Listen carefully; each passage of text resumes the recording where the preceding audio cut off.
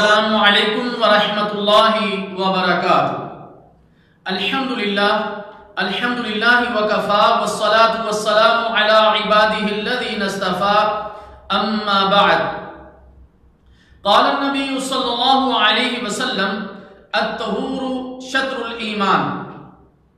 اللہم صلی علی محمد وعلی آل محمد۔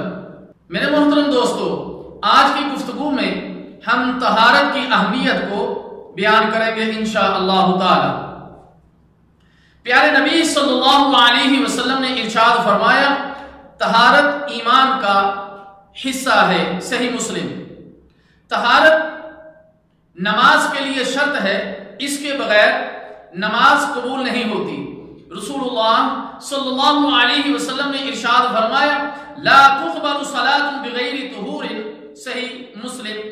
طہارت کے بغیر نماز قبول نہیں ہوتی۔ طہارت عام طور پر دو چیزوں سے حاصل ہوتی ہے۔ نمبر ایک، پاک پانی سے، سورۃ الانفال۔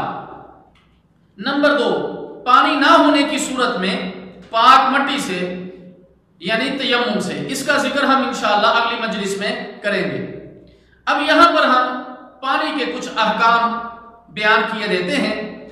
پانی برف ہو یا اولے، کھڑا ہو یا بہتا، کم ہو یا زیادہ، اپنی تمام صورتوں میں پاک ہے۔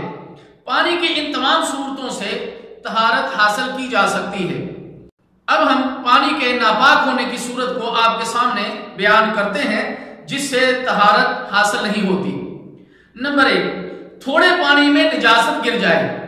رسول اللہ صلی اللہ علیہ وسلم نے ارشاد فرمایا، اذا كان الماء قلتين فانه لا ينجس۔ سنن ابی داؤد۔ جب پانی کی مقدار دو بڑے مٹکوں کے برابر ہو تو وہ ناپاک نہیں ہوتا، یعنی مذکورہ مقدار سے کم ہو تو نجاست گرنے سے ناپاک ہو جاتا ہے۔ دو مٹکوں میں موجودہ حساب کے مطابق 5 من اور 27 کلو گرام پانی سما سکتا ہے۔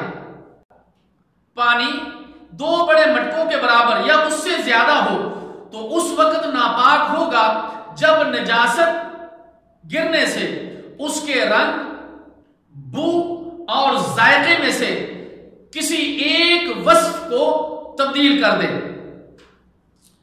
نمبر دو، کسی برتن سے کتا پانی پی لے تو وہ ناپاک ہو جاتا ہے۔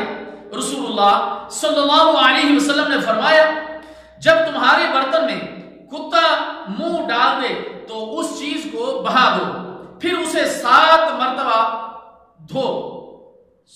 صحیح مسلم۔ نمبر 3، جس پانی کے پاک یا ناپاک ہونے میں شک ہو تو پیارے نبی صلی اللہ علیہ وسلم نے فرمایا، جس چیز میں شک پڑ جائے اسے چھوڑ دو اور اس چیز کو اختیار کرو جس میں شک نہیں ہے۔ سنن نسائی۔ نمبر 4، جنبی مرد یا عورت کے غسل سے بچے ہوئے پانی سے وضو یا غسل نہ کیا جائے تو بہتر ہے، جیسا کہ نبی مکرم صلی اللہ علیہ وسلم نے ارشاد فرمایا، مرد کے غسل سے بچے ہوئے پانی سے عورت غسل نہ کرے اور عورت کے غسل سے بچے ہوئے پانی سے مرد غسل نہ کرے۔ سنن ابی داؤد اور سنن نسائی۔